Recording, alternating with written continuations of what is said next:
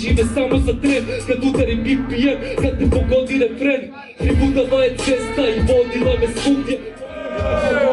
Bilo da je rezerviran ili uleti bez termina u studio. Na audio uvijek pasan rap serviram reperima, prezentiram sebe, primam repetiram, retke imam hilade. Ali pazim jer sve se snimam, kaj je?